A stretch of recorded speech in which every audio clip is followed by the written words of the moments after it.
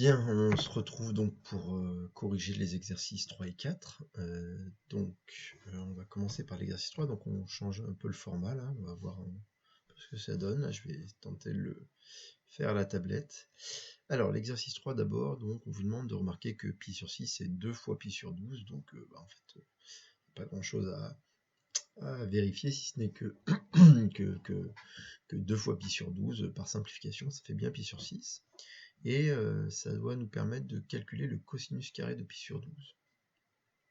Alors évidemment, quand on voit cosinus carré, alors oui, dans la vidéo, j'avais pas trop précisé que cosinus carré pi sur 12, en fait, ça signifie le cosinus de pi sur 12 au carré. C'est juste une notation pour éviter d'écrire des parenthèses.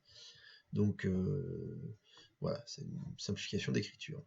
Donc voilà, on va essayer de privilégier la notation sans parenthèse, mais on pourra aussi utiliser celle avec parenthèse.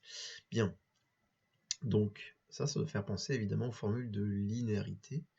Ces formules de linéarité qui finalement nous dit que cosinus A au carré, c'est 1 plus cosinus 2A sur 2, ce qui permet d'enlever le carré. Donc si on applique cette formule, ça fait 1 plus le cosinus de 2 fois pi sur 12, le tout divisé par 2.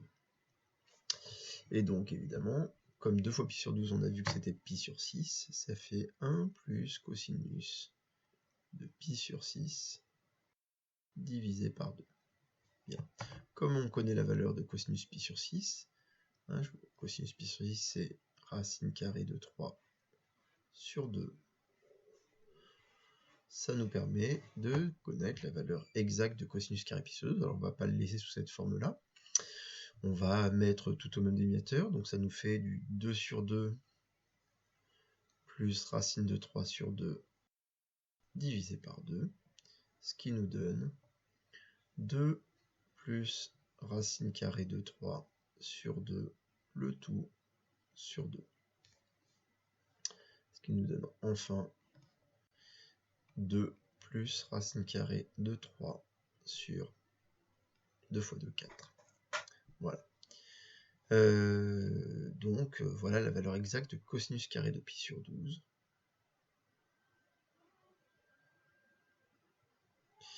Voilà. Voilà pour cet exercice numéro 3, question 1, et donc là c'était la question petit 1. Question 2, il faut en déduire la valeur exacte de cosinus pi sur 12. Alors, le fait que ce soit une déduction, évidemment, on se doute qu'il faut utiliser ce résultat-là. Alors, cosinus carré pi sur 12, on connaît la valeur du carré de pi sur 12, on ne connaît pas la valeur de pi sur 12. Mais quand on connaît le carré d'un nombre, on sait que voilà, il y a deux possibilités pour ce nombre, soit c'est la racine carrée, soit c'est l'opposé de la racine carrée. Le fait que pi sur 12 soit un angle compris entre 0 et pi sur 2, on sait que son cosinus sera positif. Refaites votre petit cercle trigonométrique. Voilà. Donc vous savez que pi sur 12, c'est 1/3 de pi sur 4. Donc pi sur 4, il est par là. Vous divisez par 3. Votre pi sur 12, il est à peu près par ici. Et donc vous êtes d'accord que son cosinus, puisque c'est l'abscisse de ce point, on est d'accord que c'est un nombre positif. Donc, on est sûr que cosinus pi sur 12, c'est donc la racine carrée de 2 plus racine de 3 sur 4. Et pas l'opposé de la racine carrée. On sait, voilà. Alors ça peut être vu comme une valeur exacte de cosinus pi sur 12. C'est vrai que cosinus pi sur 12, cette valeur exacte, une racine carrée à l'intérieur d'une racine carrée, c'est pas très agréable, et donc il y a une autre valeur exacte un peu plus agréable qui peut se trouver par une autre méthode. Donc il y a un élève qui l'a proposé là dans sa correction. Alors il faut remarquer en fait que pi sur 12, c'est en fait pi sur 3 moins pi sur 4. Alors on l'avait peut-être déjà vu dans d'autres exemples. quand on calcule pi sur 3 moins pi sur 4, en mettant le même dénominateur, ça nous fait du 4 pi sur 12 moins 3 pi sur 12. Et 4 pi sur 12 moins 3 pi sur 12, ça fait bien pi sur 12. Donc là, on voit que finalement, quand on va vouloir calculer la valeur exacte de cosinus pi sur 12, on va pouvoir dire que c'est le cosinus de pi sur 3 moins pi sur 4. Et on se dit, ah ben parfait, grâce aux formules d'addition, on sait exprimer le cosinus de pi sur 3 moins pi sur 4 en fonction des cosinus et sinus de pi sur 3 et pi sur 4. Donc là, on peut l'appliquer tout de suite. Ça nous fait, d'après les formules de cosinus, ça fait cos pi sur 3 fois cos pi sur 4 plus sinus pi sur 3 fois sinus pi sur 4. Et donc là j'ai perdu mon... Voilà, je suis par là.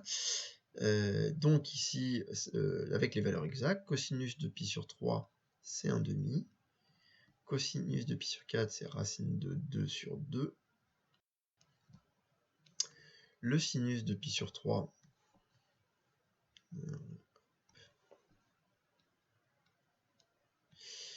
donc le sinus de pi sur 3, c'est racine de 3 sur 2, j'ai encore perdu mon... Voilà, racine de 3 sur 2. Et le sinus de pi sur 4, c'est racine de 2 sur 2. Tout ça va nous donner, finalement, du...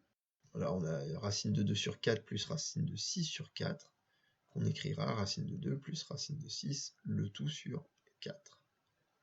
Et ça, c'est la valeur exacte de cosinus pi sur 12, telle qu'on peut la retenir, qui est plus agréable que la racine carrée de 2 plus racine de 3 sur 4. Mais ces deux nombres-là sont exactement égaux. Et donc, voilà, ça c'était plutôt ce qui était attendu, puisqu'on avait le cosinus carré de pi sur 12. Et puis voilà une autre méthode, hein, une autre manière de voir les choses. Voilà, bien. Hop. Alors, voilà, donc bon, on reverra des petits exemples comme ça, souvent, soit par les formules d'addition, soit les formules de duplication qui permettent de connaître des valeurs de cosinus d'angles qui ne sont pas des angles remarquables, tels qu'on les apprend. Alors ensuite, dans l'exercice 4, on va essayer de séparer un petit peu comme ça. Donc dans l'exercice 4, on demande de remarquer que pi sur 4, c'est 2 fois pi sur 8. Ce qui nous donne et donc on va dire le sinus carré de pi sur 8. Donc de la même manière, avec les formules de linéarisation, le sinus carré de pi sur 8, c'est 1 moins le cosinus de 2 fois pi sur 8, divisé par 2. Or, ça nous fait donc du 1 moins cosinus de pi sur 4 sur 2. Et ça nous fait du 1 moins racine de 2 sur 2, le tout divisé par 2. On met au même dénominateur, ça nous fait du 2 sur 2 moins racine de 2 sur 2, le tout sur 2, ce qui nous fait du 2 moins racine de 2 sur 4. Voilà donc la valeur exacte de sinus carré pi sur 8. Question 1. Et donc la question 2, cette fois, on va le faire au plus simple et au plus rapide. Pareil pour que ce soit pour pi sur 8 ou pi sur 12, puisque pi sur 8 est un angle dont la mesure est entre 0 et pi, pour le coup. Voilà, le sinus est obligatoirement positif.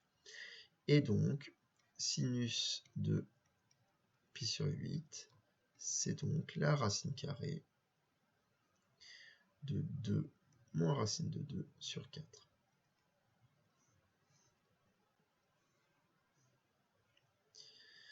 Voilà. Donc voilà pour cet exercice numéro 4, et on verra d'autres exemples un petit peu plus tard. Allez, au revoir à tous.